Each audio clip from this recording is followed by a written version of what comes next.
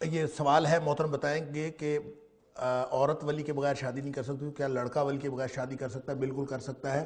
لڑکے کے اوپر اللہ کریم نے ایسی کوئی پابندی نہیں لگائی، نہ نبی پاک صلی اللہ علیہ وسلم نے پابندی لگائی۔ البتہ ایک بات ذہن میں رکھیے کہ بچہ اگر لڑکا چاہے وہ بالغ ہے اور وہ اپنی شادی خود کرنے کا کے لیے بااختیار ہے، لیکن اگر وہ والدین کا نافرمان ہے اور والدین کی نافرمانی کر کے کچھ کرتا ہے، کوئی عمل کرتا ہے، اور صرف اس لیے والدین کی مخالفت کرتا ہے کہ وہ نہیں چاہتا کہ والدین کی مرضی سے کرے، تو وہ گناہگار ہے۔ اس کے گناہگار ہونے کا یہ ایک الگ پہلو ہے، لیکن نکاح اس کا ہو جائے گا، نکاح کرنے میں اس کو کوئی رکاوٹ نہیں ہے، نکاح پھر بھی کر لے گا۔ عمر فاروق رضی اللہ تعالیٰ نے ایک بہت خوبصورت قول ہے ایسے شخص کے بارے میں جو والدین کا نافرمان ہے۔ عمر فاروق رضی اللہ تعالیٰ فرماتے ہیں وَلَا تَصِلَنَّ عَاقًا، کسی والدین کے نافرمان کو دوست نہ بنانا کبھی۔ فَإِنَّهُ لَن يَصِلَكَ وَقَدْ قَطَعَ أَبَاهُ، جو اپنے والدین کا نہیں بنا وہ تمہارا کیسے بنے گا؟ یعنی دوستی دشمنی کا معیار بھی یہ ہے کہ وہ والدین کے ساتھ کیسا ہے۔ لہذا کوئی شخص، کوئی لڑکا اگر اپنے والدین کو ناراض کر کے شادی کر رہا ہے تو اس کی شادی کتنی پائیدار ہوگی اس کا اندازہ کیا جا سکتا ہے، لیکن بہرحال شریعت نے اس کو حق دیا ہے، وہ اپنا نکاح کر سکتا ہے۔ جو لوگ ملک سے باہر کام کرتے ہیں وہ 4 ماہ سے واپس نہیں آ سکتے، تو ایسے معاملہ میں کیا کرنا چاہیے جبکہ میاں اور بیوی دونوں راضی ہوں کہ چاہے ان کا خامند 1 سال بعد آئے؟ کیا طلاق ہو جائے گی؟ اس سارے معاملے کے باوجود طلاق بالکل نہیں ہوگی۔ یہ غالباً ایلا کے حوالے سے سوال ہے۔ ایسی صورت میں طلاق بالکل نہیں واقع ہوگی۔ وہ جو ایلا ہے اس میں بھی میں نے عرض کیا تھا کہ اگر کسی نے قسم اٹھائی بھی ہو تو بھی 4 مہینے 10 دن کے بعد طلاق واقع نہیں ہوتی خود بخود، وہ صرف ایک مکتب فکر کا خیال ہے کہ طلاق خود بخود واقع ہو جاتی ہے، لیکن صحیح بات یہ ہے کہ طلاق واقع نہیں ہوتی۔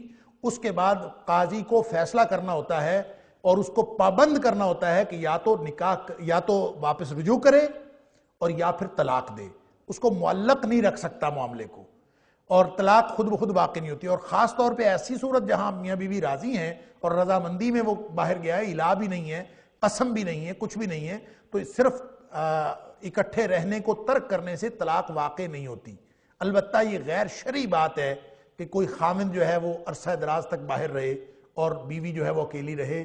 اس سلسلے میں عمر فاروق رضی اللہ تعالیٰ عنہ کے اس اسوے پر عمل کرنا چاہیے اور اس کی پابندی کرنی چاہیے کہ عمر فاروق رضی اللہ تعالیٰ عنہ نے فوجیوں کو بھی چھٹیاں دے دی تھی 4 مہینے کے بعد، اور وہ اسی لیے دی تھیں کہ عورت کو اس سے زیادہ اکیلا نہیں رہنا چاہیے اور خامند کو اس مدت سے پہلے واپس آ جانا چاہیے۔ اگرچہ حضرت عمر فاروق رضی اللہ تعالیٰ نے جب یہ فیصلہ کیا تھا تو انہوں نے اس تربص و 4 اشہر کی بنیاد نہیں بنایا تھا، انہوں نے قرآن کے اس حکم کو بنیاد نہیں بنایا تھا، بلکہ انہوں نے تو ام المومنین حضرت حفصہ رضی اللہ تعالیٰ عنہ سے پوچھا تھا، حالانکہ وہ آپ کی صاحبزادی تھیں، اور یہ ایسی بات عام طور پہ کوئی بھی باپ اپنی بیٹی سے نہیں پوچھ سکتا، لیکن یہ شریعت کا معاملہ تھا۔ انہوں نے اپنی بیٹی سے پوچھا کہ کتنا عرصہ جو ہے وہ ایک عورت اپنے خامند کے بغیر گزارا کر سکتی ہے، تو انہوں نے 4 مہینے کی مدت بتائی، تو یہ قرآن نے بھی 4 مہینے مدت بتائی تھی، تو اس کا مطلب یہ فطری بات ہے۔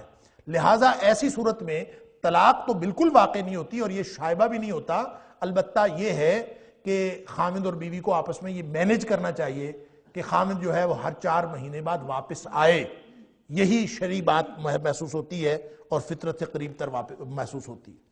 شادی کے متعلق شرعی حکم کیا ہے؟ کیا علم سیکھنے اور سکھانے کی وجہ سے شادی نہ کرنا کیسا ہے؟ دیکھیں بات یہ ہے کہ شادی کرنا فطرت ہی نہیں، نبی اکرم صلی اللہ علیہ وسلم کی سنت ہے۔ النکاح من سنتی فمن راغب عن سنتی فلیس منی، نکاح میرا طریقہ ہے اور جو میرے طریقے سے بے رغبتی کرتا ہے وہ مجھ میں سے ہے ہی نہیں، اور یہ خصوصی طور پر نبی پاک صلی اللہ علیہ وسلم فرمایا۔ اس لیے میں نے پہلے بھی عرض کیا تھا، 2-3 دروس پہلے یہ بات ہوئی تھی کہ نکاح یا شادی کو صرف اور صرف حصول لذت کا ذریعہ نہیں سمجھنا چاہیے یا اپنی ضرورت نہیں سمجھنا چاہیے۔ نکاح ایک شرعی ضرورت ہے اور یہ شرعی حکم ہے، اور جب آپ اس کو شرعی حکم سمجھ کے کرتے ہیں تو اس کے اندر جو تقدس پیدا ہوتا ہے اس رشتے کے اندر، وہ اپنی ضرورت پوری کرنے کے لیے جو کیا جاتا ہے اس میں وہ تقدس پیدا نہیں ہوتا۔ لہٰذا اس کو ایک شرعی فریضہ سمجھ کے کرنا چاہیے۔ کوئی شخص اگر سمجھے کہ نکاح اس کے دین کے کام میں رکاوٹ ہے، علم سیکھنے سکھانے کے کام میں رکاوٹ ہے، اس سے بڑی بے سمجھی اور کم فہمی کی بات اور نہیں ہو سکتی۔ یعنی یہ جو کہا گیا کہ علم سیکھنے سکھانے کے لیے نکاح نہ کرے، یہ کوئی طریقہ نہیں۔ یعنی علم سیکھنے سکھانے میں رکاوٹ ہے۔ اما عائشہ صدیقہ رضی اللہ تعالیٰ عنہ سے بڑی عالمہ کوئی ہے؟ عائشہ صدیقہ رضی اللہ تعالیٰ عنہ 18 سال کی تھیں جب نبی اکرم صلی اللہ علیہ وسلم اس دنیا سے تشریف لے گئے، اور آپ نے جتنا علم سیکھا، آپ نے جتنا سکھایا، آپ نے شادی کے بعد سکھایا۔ لہٰذا یہ کہنا، یہ بے شمار مثالیں موجود ہیں، یہ بات ہی غلط ہے ٹیکنیکلی کہ کوئی شخص یہ کہے کہ میں علم سیکھنے سکھانے کے لیے شادی نہیں کروں گا۔ علم سیکھنا سکھانا الگ فریضہ ہے، شادی کرنا الگ فریضہ ہے، اور جو شخص اس کے خلاف کرتا ہے، ایک تو وہ شرعی حکم کی خلاف ورزی کرتا ہے، دوسرا وہ خلاف فطرت زندگی گزارتا ہے۔ اور ایک بات ذہن میں رکھیے، شریعت سے ہٹ کر بھی جو شخص فطرت کے خلاف کرتا ہے، کوئی بھی عمل فطرت کے خلاف کوئی شخص کرتا ہے، تو فطرت اس سے انتقام ضرور لیتی ہے دنیا میں۔ اس کو خود نظر آ جاتا ہے کہ میں نے یہ کیا کیا۔ لہذا جن لوگوں نے ایسا کیا ہے بالکل وہ مثال نہیں ہے ہمارے لیے، اور ان کو کبھی مثال نہیں بنانا چاہیے۔ کیا لباس مثلا پینٹ شرٹ غیر مسلموں کی مشابہت ہے اور یہ من تشبہ بقوم کے ضمن میں آتا ہے؟ سن لیجئے، دیکھیں، من تشبہ بقوم فہو منہم، کوئی شخص کسی قوم کی مشابہت اختیار کرے تو وہ انہی میں سے ہے۔ اس کے بارے میں یہ ذہن میں رکھیے کہ کسی قوم کی نشانی کیا ہوتی ہے۔ اگر تو کسی بھی قوم کا مذہبی شعار ہے، پینٹ کوٹ ہو، ٹائی لگانا ہو، خاص قسم کی ٹوپی پہننا ہو، یا کوئی بھی خاص حلیہ، اگر کسی قوم کا مذہبی شعار ہے اور وہ اس کو اپنے مذہب کے طور پر اپنائے ہوئے ہیں اور مذہبی فریضہ یا مذہبی شعار کے طور پر اپنائے ہوئے ہیں، تو پھر آپ وہ کریں گے تو یہ فہو منہم والی بات ہوگی۔ لیکن جو جہاں تک پینٹ شرٹ کی بات ہے، حتیٰ کہ ٹائی کی بھی، یہ بالکل غلط بات ہے جو یہ لوگ کہتے ہیں کہ ٹائی جو ہے یہ سلیب کا نشان ہے۔ اگر ٹائی سلیب کا نشان ہے تو یہ کالر والی جو قمیض ہم پہنتے ہیں، کالر والی قمیض اور پھر یہاں پہ پٹی ہوتی ہے، سب سے بڑا سلیب کا نشان تو یہ ہے۔ ٹائی تو بیچاری نیچے کو لٹکی ہوتی ہے، اصل سلیب تو اس سے بنتی ہے کہ یہ کالر دو ادھر کو لگے ہوتے ہیں اور نیچے پٹی بنی ہوتی ہے، اصل سلیب تو اس سے بنتی ہے۔ تو یہ خواہ مخواہ ہم نے چیزوں کی مشابہت کی ہوئی ہے۔ کبھی ہمیں چاند میں محمد لکھا ہوا نظر آ جاتا ہے، کبھی ہمیں حسین نظر آ جاتا ہے لکھا ہوا، کبھی ہمیں پٹی میں سلیب نظر آ جاتی ہے، کبھی ہمیں ٹائی میں سلیب نظر آتی ہے۔ یہ ساری چیزیں ہمیں نظر آتی ہیں، اس کا شریعت کے ساتھ کوئی تعلق نہیں ہے۔ اس کی تاریخ پڑھے۔ میں آج بھی کہتا ہوں، اگر یہ ثابت ہو جائے کہ ٹائی یا پینٹ کوٹ عیسائیوں کا مذہبی لباس ہے تو پھر یہ حرام ہو جائے گا، اور میرے علم کے مطابق یہ کسی بھی قوم کا مذہبی لباس نہیں ہے، یہ علاقائی لباس ہے، اور علاقائی لباس اگر حرام ہوں گے تو پھر شلوار قمیض بھی حرام ہو جائے گی، اس لیے کہ شلوار قمیض عربوں نے کبھی نہیں پہنی، نبی کریم صلی اللہ علیہ وسلم نے کوئی نہیں پہنی۔ وہ یہ شلوار قمیض تو لباس ہے ہمارا، پھر ہمیں جبہ پہننا فرض ہو جائے گا، پھر ہمیں اسی طرح سے وہ اقال پہننا اور اوپر وہ رومال لینا وہ ضروری ہو جائے گا۔ تو ظاہر ہے کہ یہ سارے لباس، ان کا تعلق علاقے کے ساتھ ہے، اور علاقائی لباس من تشبہ بقوم فہو منہم کی ذیل میں نہیں آتے۔ اور البتہ ایک بات ضرور ملحوظ رکھنی چاہیے کہ لباس ساتر ہونا چاہیے۔ اگر ساتر نہیں ہوگا تو بظاہر آپ کسی بھی طرح کا لباس پہن سکتے ہیں، اگر ساتر نہیں ہوگا تو چاہے آپ نے جبہ پہنا ہوا ہو وہ بھی حرام ہوگا اگر وہ ساتر نہیں ہے۔ اسی طرح اگر آپ ٹائٹ لباس پہنتے ہو اور ٹائٹ پینٹ پہنی جاتی ہے یا اس کے اوپر کوئی شرٹ ایسی پہنی جاتی ہے جو لباس کے جو اپنے جسم کے خد و خال نمایاں کر دے، تو پھر وہ لباس حرام ہوگا، وہ اس کی شیپ جو مرضی ہو، اس کی شکل جو مرضی ہو۔ حتیٰ کہ شلوار قمیض بھی اگر اس طریقے سے سلوائی جائے کہ جسمانی خد و خال نمایاں ہو جائیں تو پھر یہ بھی حرام ہوگا۔ تو ساتر لباس ہونا چاہیے، شیپ اس کی جو مرضی ہو، پینٹ کوٹ ہو یا کوئی بھی لباس ہو، اس میں کوئی حرج نہیں ہے۔ یہ من تشبہ بقوم فہو منہم میں نہیں آتا۔ ہاں، کوئی اگر کسی قوم کا کوئی مذہبی شعار ہو اور اس مذہبی شعار کو آپ اپنائیں تو پھر فہو منہم ہو جائے گا۔ میں تو پینٹ کوٹ کے لیے بھی عرض کر رہا ہوں، اور باقی چیزیں آپ دیکھ سکتے ہیں کہ کون کون سی چیزیں کس کس قوم کا مذہبی شعار ہے، اور مذہبی شعار کے طور پر جو لوگ اپناتے ہیں اس کو فالو کرنا اس ضمن میں آتا ہے، وگرنہ یہ نہیں آتا۔ قرآن میں یہ آتا ہے کہ طلاق کے وقت 2 عادل گواہ بنا لو، لیکن آج ہم لوگ 2 عادل گواہوں کی ضرورت محسوس نہیں کرتے۔ یہ قرآن میں کہاں آتا ہے مجھے نہیں پتا۔ وہ جو حکم ہے حکم من اہلہ و حکم من اہلہا، کہ آپ ایک ثالث اس کے گھر سے، خاتون کے گھر سے، اور ایک ثالث مرد کے گھر سے بنا لیں، یہ تو صلح کی گفتگو کے لیے ہے۔ اس کے نتیجے میں اگر طلاق ہو جائے تو ہو جائے، لہٰذا طلاق کے لیے گواہوں کی ضرورت نہیں ہے۔ یہ کہنا کہ طلاق ہے، بس اگر طلاق مرد نے دے دی اور عورت کو کنوے ہو گئی اور اس نے سن لی تو دونوں گواہی دے دیں، اپنی نیت ان کو معلوم ہو اور ظاہری الفاظ بھی طلاق کے ہوں تو وہ طلاق ہو جائے گی، اس کے لیے گواہوں کی ضرورت نہیں ہے۔ یہ اگر کہیں پہ ہے تو میرے علم میں نہیں ہے کہ کہاں طلاق کے لیے 2 عادل گواہوں کی ضرورت ہے۔ کہتے ہیں طلاق دینے سے عرش ہل جاتا ہے، اس بات میں کیا حقیقت ہے؟ میرے علم میں نہیں ہے، نہ میں نے کبھی ہلتا دیکھا ہے اور نہ میں نے کبھی سنا ہے۔ البتہ یہ بات نبی اکرم صلی اللہ علیہ وسلم نے فرمائی ہے کہ حلال کاموں میں جو بدترین کام ہے وہ طلاق دینا ہے۔ طلاق حلال ہے، اور اس حدیث کے بارے میں جو ابغض الحلال عند اللہ الطلاق، کہ جو بدترین حلال ہے وہ طلاق ہے، اس کی جو سند ہے اس کے بارے میں بھی لوگوں نے کلام کیا ہے، اس لیے میں اس سے قطع نظر، بہرحال ہم زیادہ سے زیادہ یہی کہہ سکتے ہیں کہ یہ حلال کام ہے اور یہ اللہ کو پسند نہیں ہے کہ خام خواہ طلاق دی جائے، لیکن اگر طلاق نہ دینے کی صورت میں اللہ کے حکم کی نافرمانی زیادہ ہو رہی ہو تو طلاق دے دینا وہ مستحسن ہوگا، وہ زیادہ اچھا کام ہوگا طلاق نہ دینے کی۔ اس لیے یہ تو ایک وقتی اللہ تعالیٰ نے ایک سیفٹی ویلو رکھا ہوا ہے معاشرے کے معاملات چلانے کے لیے، لہٰذا جب کبھی اس کی ضرورت پڑے تو اس کو استعمال کرنا چاہیے، اس کو استعمال کرنے کے لیے رکھا ہے۔ اور اگر کوئی شخص اس یونٹ کو بچا سکتا ہے تو اس کو حتی الامکان کوشش کرنی چاہیے کہ یہ خاندانی یونٹ بچا رہے، یہ کسی صورت شکست و ریخت کا شکار نہ ہو۔ بیوی قسم کھا سکتی ہے کہ اس نے اپنے شوہر کے پاس نہیں جانا یا وہ اسے اپنے پاس نہیں آنے دے؟ یہ پیچھے ہو گیا تھا یہ سوال۔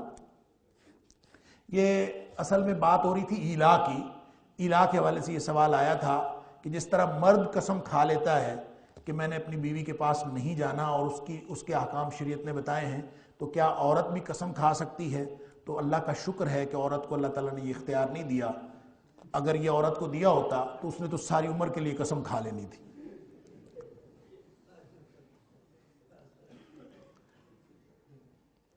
مہر فاطمی کیا ہے اور کتنا ہے؟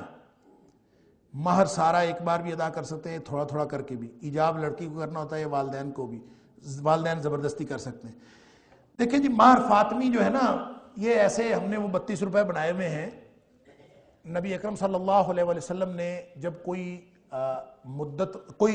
مہر کی مقدار مقرر ہی نہیں کی، تو کوئی مہر کی مقدار مقرر نہیں ہے۔ حضرت فاطمہ رضی اللہ تعالی عنہ کا جو مہر تھا وہ اس دور کے مطابق تھا، اور وہ حضرت علی رضی اللہ تعالیٰ عنہ کی حیثیت کے مطابق تھا۔ لہٰذا آج جو بھی مہر ہوگا وہ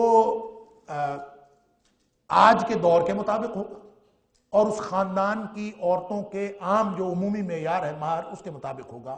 وہ لاکھوں بھی ہو سکتا ہے، وہ کروڑوں بھی ہو سکتا ہے، وہ اربوں بھی ہو سکتا ہے۔ اس کے اوپر کوئی تحدید نہیں کی جا سکتی، کیونکہ قرآن کہتا ہے کہ تم نے اگر سونے چاندی کے ڈھیر بھی ان کو دے دیے ہو نا تو ان سے کچھ واپس نہ لو۔ اس کا مطلب ہے سونے چاندی کے ڈھیر دیے جا سکتے ہیں مہر۔ لہٰذا کوئی مہر فاطمی نہیں ہے۔ کوئی شرعی طور پر لوگ کہتے ہیں کہ یہ 32 روپے اگر فاطمی مہر مقرر کریں گے تو یہی سب سے زیادہ ثواب ہے۔ یہ ثواب نہیں ہے، جو شخص اس کو مقرر کرتے ہیں گناہ کا کام کرتے ہیں۔ کوئی ایسی تحدید نہیں کی۔ عمر فاروق رضی اللہ تعالیٰ نے مقرر کرنے کی کوشش کی تھی تو ایک خاتون بول پڑی، اس نے کہا کہ اللہ کے رسول صلی اللہ علیہ وسلم نے مہر کی مقدار مقرر نہیں کی، قرآن نے اس کو کھلا چھوڑا، تم کون ہوتے اس کو مقرر کرنے والے؟ تو عمر فاروق رضی اللہ تعالیٰ اس بات سے باز رہے، آپ نے مقرر نہیں کیا۔ لہٰذا یہ کہنا کہ میں حضرت فاطمہ رضی اللہ تعالیٰ عنہ کی کہ مہر کی سنت پوری کر رہے ہیں اور اس لیے ہم 32 روپے کر رہے ہیں، یہ بالکل گناہ ہے، یہ غلط ہے، اس طرح نہیں کرنا چاہیے۔ ہاں البتہ کسی کی حیثیت یہ 32 روپے والی ہو تو پھر کوئی حرج نہیں۔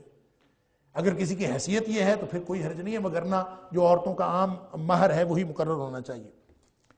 ایک بار میں ادا کر سکتے ہیں، تھوڑا تھوڑا کر کے بھی ادا کر سکتے ہیں۔ دیکھیں مہر ہوتا ہے دو قسم کا، ایک ہوتا ہے مہر معجل عین کے ساتھ، ایک ہوتا ہے مہر معجل واو اور حمزہ کے ساتھ۔ ایک جس میں کوئی مدت مقرر کی جاتی ہے معجل ہوتا ہے، بس ہم اس کو کہہ دیتے ہیں غیر معجل۔ غیر معجل کا مطلب ہے جو وقتی طور پر ادا نہیں کیا گیا، اس کو آپ نے بیلیٹڈ ہے، وہ بعد میں کرنا ہے۔ اور ایک مہر ہے جو آپ نے فوری طور پر ادا کرنا ہے۔ اگر تو مہر معجل ہے تو دیکھیں آپ نے نکاح نامے کے اندر یہ لکھا ہوتا ہے، ہمارا جو پاکستان میں نکاح نامہ آج کل مروجہ ہے اس کے اوپر لکھا ہوتا ہے کہ یہ وضاحت کی جائے کہ مہر کتنا معجل ہے اور کتنا غیر معجل۔ اس کے اوپر پھر ہم لکھتے ہیں کہ اتنا مہر ہے اور اتنا یہ مہر ادا شدہ ہے، ادا کر دیا گیا۔ اگر کوئی اس وقت ادا نہیں کیا جا رہا، یعنی اس کو غیر معجل رکھا جا رہا ہے، تو اس کی وضاحت مہر میں آنی چاہیے۔ لہٰذا اگر مہر کے لیے فوری طور پر ادائیگی کی شرط نہیں رکھی گئی تو وہ بعد میں ادا کرنے کے لیے اس کو رکھ دیا گیا ہے، تو نکاح پھر بھی ہو جائے گا۔ مہر مقرر کرنا ضروری ہے، مقرر آپ نے کر دیا، لیکن اگر یہ صراحت نہیں ہے کہ فوری طور پر ادا ہو، بعد میں ادا ہونے کا آپشن موجود ہو تو وہ بعد میں بھی ادا ہو سکتا ہے، اس کو تھوڑا تھوڑا کر کے بھی ادا کیا جا سکتا ہے۔ پاکستان میں ایک اور مہر آج کل رکھتے ہیں لوگ، ایک تو مہر معجل ہے اور ایک غیر معجل ہے۔ ایک اور تیسری قسم یا غیر معجل کی ایک قسم پاکستان میں آج کل کی جاتی ہے، وہ ہے عند الطلب۔ لکھا ہوتا ہے غیر معجل عند الطلب، اور وہ عام طور پہ یہ کیا جاتا ہے کہ جو خاتون کے لیے آپ نے فوری طور پر ادا کیا، زیورات دے دیے، پارچات دے دیے، جو کچھ بھی آپ نے دیا، آپ نے کہا یہ تو معجل ہے، مالیتی تقریباً اتنے پیسے یہ آپ نے دے دیا۔ کچھ آپ نے رکھا کہ یہ غیر معجل ہے عند الطلب، یہ آن ڈیمانڈ آپ نے رکھ لیا، یہ جب کبھی ڈیمانڈ ہوگی تو اس وقت ادا کیا جائے گا۔ یہ لوگ اس لیے رکھتے ہیں، یہ غیر معجل ہوتا ہے۔ اور عند الطلب یہ کہ خاتون جب چاہے طلب کر سکتی ہے، وہ ادا کرنا ضروری نہیں ہوتا، بلکہ وہ اس کی ضرورت کا تعین ہوتا ہے عورت کی ڈیمانڈ پر، یعنی وہ رکھ لیا جاتا ہے۔ لوگ 2-4 لاکھ، 10 لاکھ، 5 لاکھ، 1,50,000، 10,000 اپنی اپنی حیثیت کے مطابق لکھ لیتے ہیں، اور ان کا خیال یہ ہوتا ہے کہ اگر کوئی زیادتی کرے گا خاوند کل کلاں تو پھر خاتون طلب کر لے گی، اور اگر نہیں کرے گا تو پھر طلب نہیں کرے گی۔ تو پھر اگر کوئی ایسی بات ہے اور نکاح نامے میں اس کی صراحت ہے یا تحریری طور پر نہ بھی ہو، فریقین کے درمیان بوقت نکاح یہ طے ہو جائے کہ اتنا مہر جو ہے وہ بعد میں ادا ہوگا، تو وہ بعد میں بھی ادا ہو سکتا ہے۔ اگر یہ طے ہو جائے کہ تھوڑا تھوڑا کر کے ادا کرنا ہے، قسط وار ادا کرنا ہے، تو وہ قسط وار بھی ہو سکتا ہے، لیکن جو بھی صورت اس کی ہو بوقت نکاح اس کی صراحت ضروری ہے۔ اگر اس کی صراحت نہیں کی تو پھر نہیں ہو سکے گا، اس کی صراحت کی جانی ضروری ہے۔ ایجاب لڑکی کو کرنا ہوتا ہے یا والدین کو؟ دیکھیں بنیادی طور پر تو ایجاب لڑکی کی طرف سے ہوتا ہے، لیکن لڑکی کی طرف سے لڑکی کا والد یا لڑکی کا ولی کرتا۔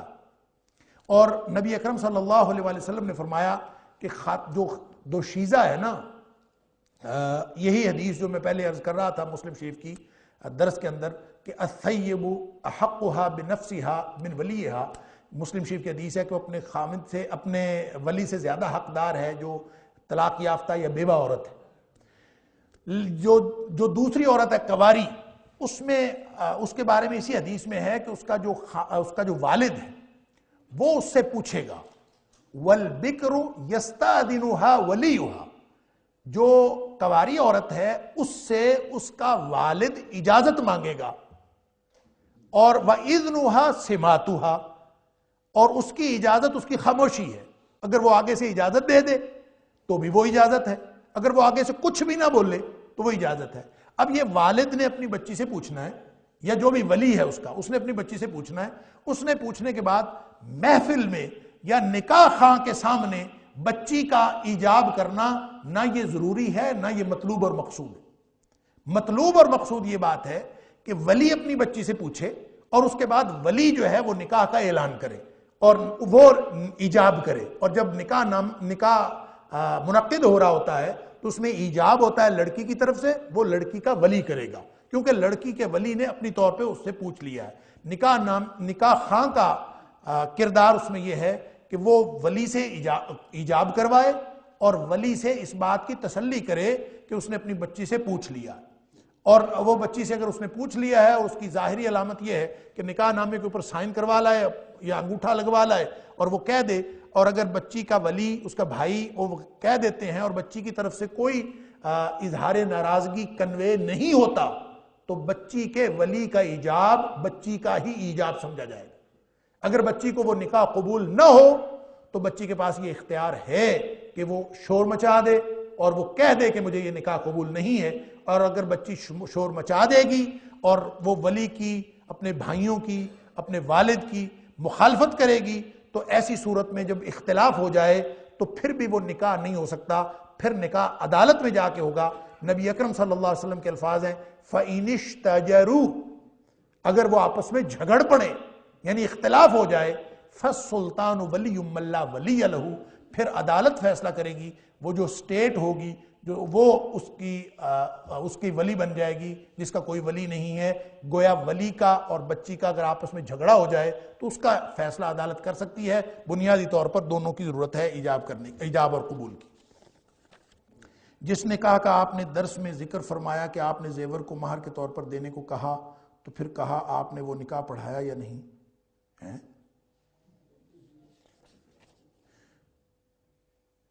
یہ مجھے میرا خیال ہے کہ کسی پچھلے درس کے طرف اشارہ ہے۔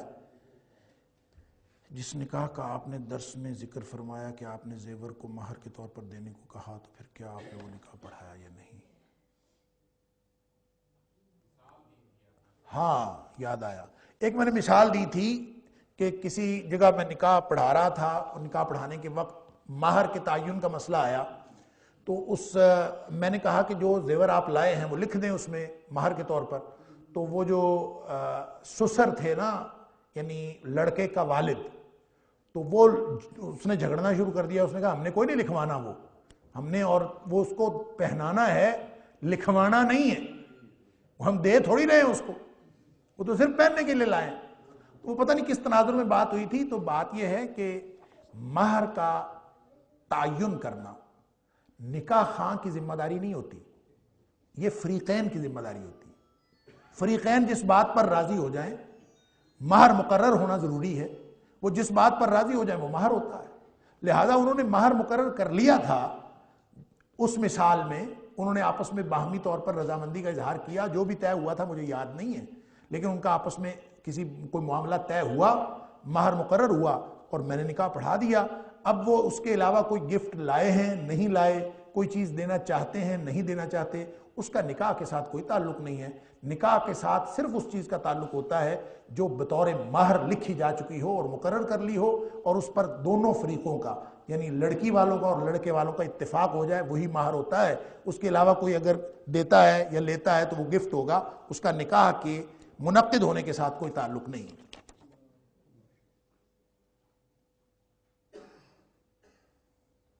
یہ کچھ پیچھے بھی سوال لکھا ہے جو میری سمجھ میں نہیں آ رہا۔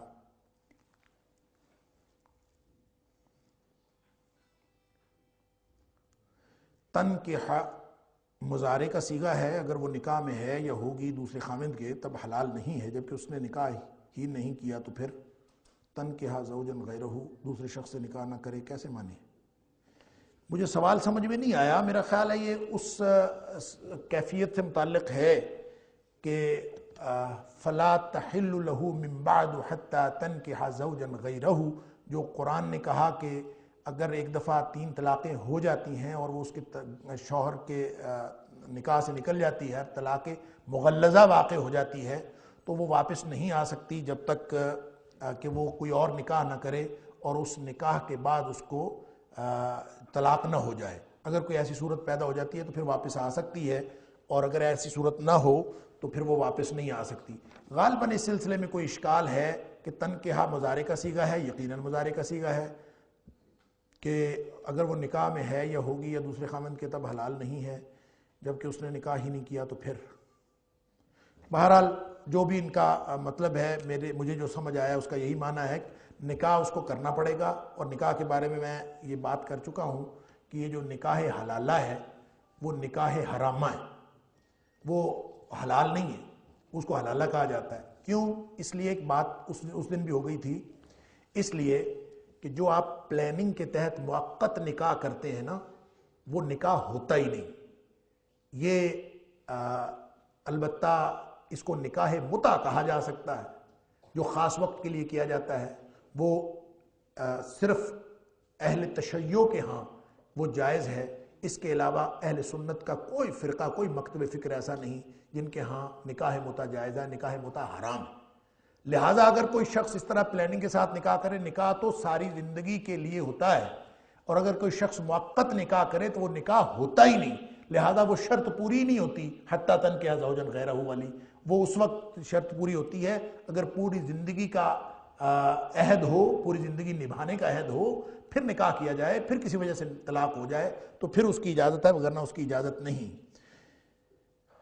اشراق اور چاشت کے نوافل پر بڑا اجر ہے، حتیٰ کہ اشراق کے لیے قبول حج اور عمرہ کا انعام ہے. شرائط کیا ہیں؟ کیا کوئی نماز فجر باجماعت مسجد میں ادا کرے اور وہیں نہ بیٹھ سکا، گھر واپس آ کر اشراق اور چاشت ادا کر سکتا ہے، اسی نام کا مستحق ٹھہرے گا؟ نہیں، ایسا نہیں ہے. جو اشراق کی اپنی فضیلت ہے وہ تو ہے، لیکن جو عمرے اور حج کی بات ہے یہ صرف وہیں بیٹھے رہنے والے کے لیے. یعنی جس نے جہاں نماز ادا کی ہے وہیں بیٹھے رہنے کا یہ مطلب نہیں ہے کہ وہ جگہ چھوڑ نہیں سکتا. مطلب یہ کہ مسجد میں موجود رہے، وہ کوشش کرے وہاں بیٹھ کے وہ ذکر اذکار کرتا رہے، اور پھر جب اشراق پڑھ کے وہ وہاں سے نکلتا ہے تو اس کو ثواب ہوتا ہے. ادروائز ثواب تو ہوگا اشراق کا، وہ گھر میں آ کے بھی پڑھتا ہے، لیکن یہ والا ثواب نہیں ہوگا جو اللہ کے رسول صلی اللہ علیہ وسلم نے مقبول حج اور عمرے کی بات کی ہے. 1 یا 2 طلاق کے بعد شوہر اور بیوی دوبارہ نکاح کر لیتے ہیں تو مرد کو اس کے بعد کی طلاق رجعی کی گنجائش ہوگی. اچھا، اس سلسلے میں اور اس طرح اگر خلا کے بعد کیا اس شوہر سے نکاح کر سکتی ہے اس کے؟ ہاں، 2 سوال ہیں، بڑے اچھے سوال ہیں. ایک سوال تو یہ ہے کہ اگر طلاق رجعی کے بعد عدت گزر گئی اور تجدید نکاح ہوتی ہے تو نکاح دوبارہ کرنے کے بعد، بس یہ آخری سوال ہے، باقی سوال وقت ہو گیا. ایک تو صورت یہ ہے کہ اس نے دوران عدت رجوع کر لیا، اور دوران عدت اگر رجوع نہیں کیا، عدت گزر گئی، 2 سال 4 سال 6 سال 10 سال جتنا مرضی عرصہ گزر گیا، بعد ازاں دونوں نے نکاح کیا، تجدید نکاح جس کی گنجائش تھی. تو سوال یہ ہے، اصل میں جب ایک طلاق دی جاتی ہے اس کے بعد رجوع کر لیا جاتا ہے تو وہ طلاق سٹینڈ کرتی ہے ساری زندگی کے لیے. 2 طلاقیں دی ہیں اس کے بعد دوران عدت رجوع کر لیا تو وہ طلاقیں سٹینڈ کرتی ہیں ساری زندگی کے لیے. آئندہ اگر وہ طلاق دے گا وہ تیسری طلاق ہوگی، اور چاہے وہ 10 12 15 20 سال بعد طلاق دے تو وہ بھی پھر تیسری طلاق ہوگی. سوال یہ ہے کہ اگر تجدید نکاح کے بعد رجوع ہوا ہے، یعنی رجوع دوران عدت نہیں ہوا، عدت گزر جانے کے بعد نکاح دوبارہ ہوا ہے، تو پھر وہ طلاق رجعی کی گنجائش باقی ہے کہ نہیں؟ پہلے والی سٹینڈ کریں گی کہ نہیں کریں گی؟ اس سلسلے میں کچھ لوگوں کا خیال یہ ہے کہ طلاق پھر بھی سٹینڈ کرے گی. میرا خیال بالکل نہیں ہے. نکاح دوبارہ ہو گیا، تجدید نکاح کا مطلب یہ ہے نکاح دوبارہ ہوا، نئے گواہ مقرر ہوئے، نیا مہر مقرر ہوا، نئی شرائط کے تحت ہوا. اب نکاح جب دوبارہ ہوا ہے تو اب وہ پہلے والی جو طلاقیں ہیں وہ ختم ہو جائیں گی. ان طلاقوں کا اس نکاح کے ساتھ کوئی تعلق نہیں، لہٰذا اس کی کوئی ضرورت نہیں. اور آئندہ اگر وہ طلاق دیتا ہے وہ تو طلاق رجعی ہوگی اور وہ پہلی ہوگی، گویا اب وہ 0 سے سٹارٹ کر رہا ہے تجدید نکاح کے ساتھ. اسی طرح اگر خلا کے بعد کیا اس نے اس شوہر سے نکاح کر سکتی ہے، اس کے بعد دوبارہ خلا لے سکتی ہے؟ بالکل لے سکتی ہے. خلا کے بعد جو طلاق ہوتی ہے، جو واقع ہوتی ہے، خلا طلاق رجعی ہی ہوتی ہے. لہٰذا اس کی خلا کی جو عدت ہے وہ بھی نبی کریم صلی اللہ علیہ وسلم نے 1 مہینہ قرار دی ہے، اور وہ طلاق کی طرح کی عدت نہیں ہے. اور اسی طرح خلا کے بعد جو عورت الگ ہوئی ہے اس کے پاس یہ اختیار باقی رہتا ہے کہ وہ اس سابقہ شوہر کے ساتھ جب کبھی بھی نکاح کرنا چاہے وہ کر سکتی ہے، لیکن وہ نکاح دوبارہ ہوگا. اور جب وہ نکاح دوبارہ ہوگا تو مہر بھی دوبارہ مقرر ہوگا، شرائط بھی نہیں ہوں گی، اور نئے گواہ ہوں گے. تو نیا جب نکاح ہوگا تو اس نئے نکاح کے بعد دوبارہ خلا لینے کا اختیار اسی طرح ہوگا جیسا کہ دوبارہ طلاق دینے کا اختیار باقی رہتا ہے. واللہ عالم. اللہ تعالیٰ ہم سب کو سمجھ اور عمل کی توفیق عطا فرمائے. اللہم اہدنا بالقرآن العظیم، اللہم ارفعنا بالقرآن العظیم، اللہم انفعنا بالقرآن العظیم، اللہم اجرنا من النار بالقرآن العظیم، اللہم ادخلنا الجنة الفردوس بالقرآن العظیم، اللہم ادخلنا الجنة الفردوس بالقرآن العظیم، واجعلہ لنا اماما ونورا وہدی ورحمہ. اللہم اجعل القرآن لنا اماما ونورا وہدا ورحمہ اللہم اجعل القرآن لنا اماما ونورا وہدا ورحمہ وصلی اللہ تعالی علی خیر خلقہ محمد وآلہ وصحبہ اجمعین آمین آمین برحمتک یا ارحم الراحمین.